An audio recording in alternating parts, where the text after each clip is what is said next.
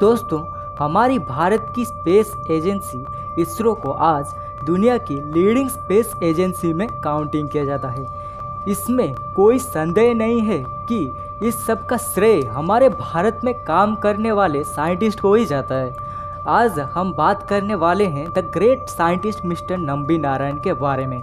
दोस्तों, क्या आपको पता है साल 1969 में नंबी सर एक ऐसी प्रोजेक्ट में काम कर रहे थे, अगर वो पूरा हो जाता तो आज इसरो दुनिया का नंबर 1 स्पेस रिसर्च सेंटर माना जाता।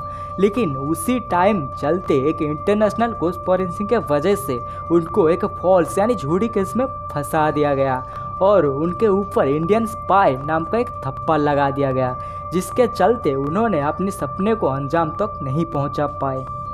आखिर क्या हुआ था उनके साथ? इतने सैक्रिफाइस करने के बाद भी क्यों उनके ऊपर ये थप्पा लगा दिया गया? 19 दिसंबर 1985 को उन्होंने विकास नाम का एक पावरफुल इंजन बनाया था। उस इंजन के वजह से 15 साल बाद भारत मिशन मंगल अभियान पे एक ही बार में सफलतापूर्वक हासिल कर पाई। लेकिन जो सक्सेस इंडिया को 2014 में मिला, वो इंडिया को 1990 में के दौरान विकास इंजन के वजह से मिल जाना चाहिए था। आखिर क्यों India commercial satellite launch market में 15 साल पीछे चला गया? तो इस सब का जवाब इस वीडियो में जानने के लिए देखते रहें मिस्टर नंबी नारायण सर का बायोग्राफी। तो दोस्तों, वीडियो को स्टार्ट करते हैं बिना टाइम वेस्ट किए। तो दोस्तों, नंबी सर का जन्म 12 दिसंबर 1941 को केरला राज्य के एक छोटे से गांव नगर कोयली में रहने वाली एक तमिल फैमिली में हुआ था।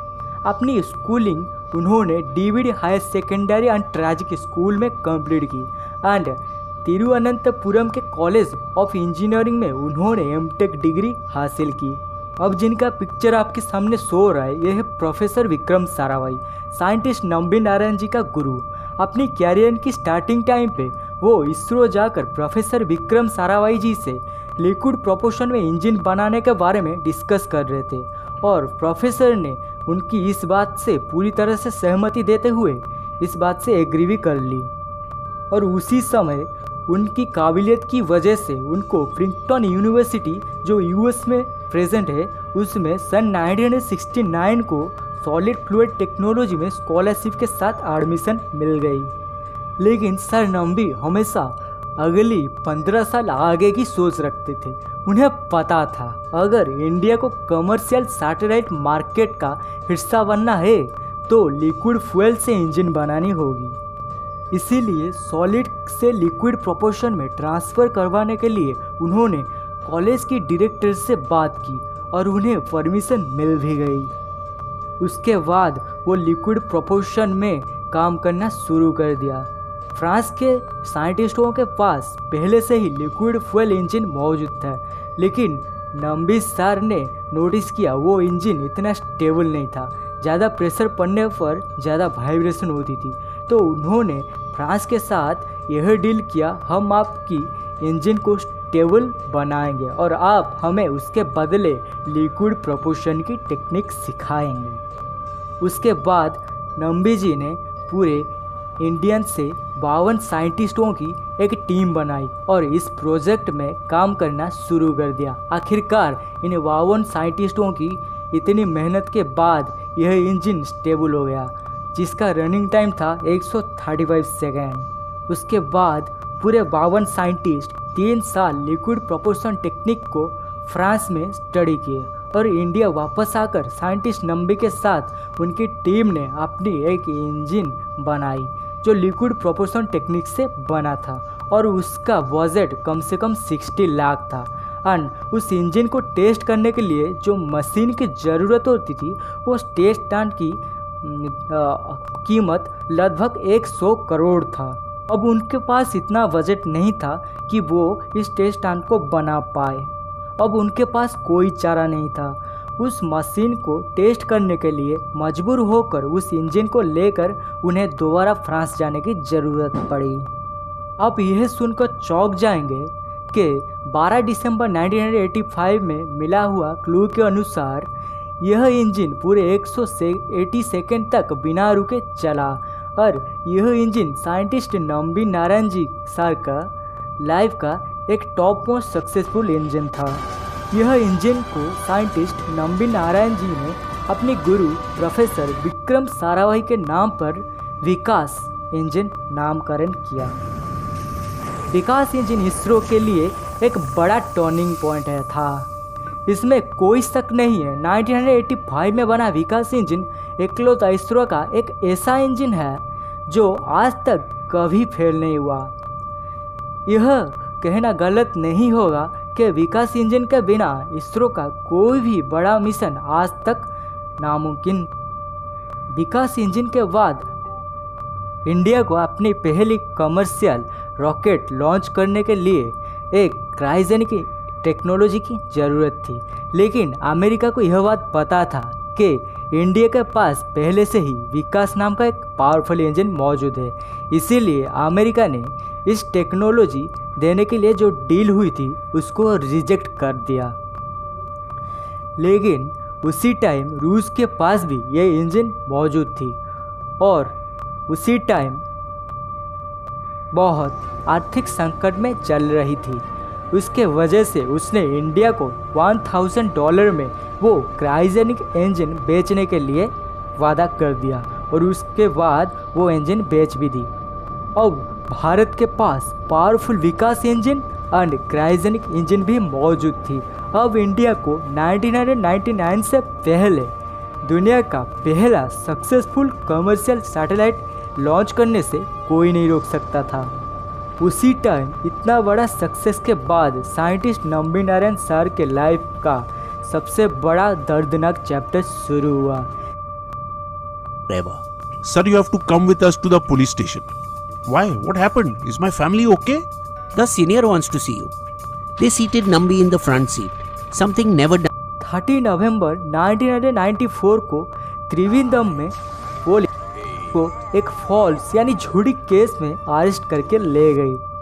उसी टाइम उनके ऊपर यह आरोप लगाया गया कि उन्होंने मरियम रशीदा नाम के एक फॉरेन महिला के साथ एक रात बिताने के साथ $9 लाख में अपने देश की रॉकेटरी के सीक्रेट पाकिस्तान को बेच दिए और पुलिस उनको अरेस्ट करने की वजह कॉज उनसे सवाल जवाब नहीं बल्कि पुलिस उनको टॉर्चर एंड थर्ड डिग्री करके यह बात बुलवाना चाहती थी कि मैं यानी साइंटिस्ट नंबी नारायण मैंने मरियम रशीदा के साथ एक रात सोने के बाद अपनी देश की रॉकेटरी का सीक्रेट पाकिस्तान को बेच दिए।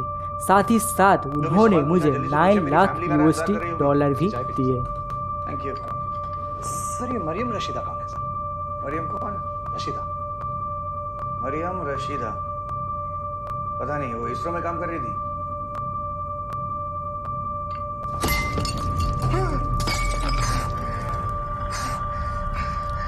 Good sense of humor. I think we should show him our sense of humor.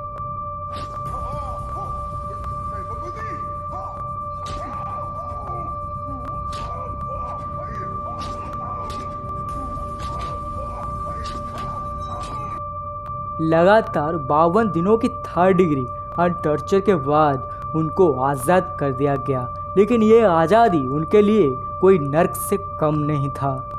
वो घर वापस आने के बाद लोगों का आंदोलन स्टार्ट हो गया। लोगों ने उनके कठपुतली बनाकर आग लगवाई, उनके घर को पत्थर फेंककर शीशा तोड़ दिया, उनके नाम के आगे देशद्रोही का थप्पा लग गया। अब इस सब के बाद जब उन्होंने फिर से अपने सपने को पूरा करना चाहा, इस रॉकेटरी के सपने को पूरा करने की कोशिश की, उन्होंने देखा अब इस प्रोजेक्ट को छोड़ के सब चले गए थे और उनके साथ कोई भी काम करना नहीं चाहता था बदनामी की वजह से। बहुत सालों के बाद आफ्टर मोदी सरकार उनके केस को हैंडल करने के लिए सीबीआई को पोस्टिंग दी गई और आधारित सबूत पर सीबीआई ने यह घोषणा की और यह खुलासा किया कि उनके ऊपर लगाए गए केस बेबुनियाद हैं।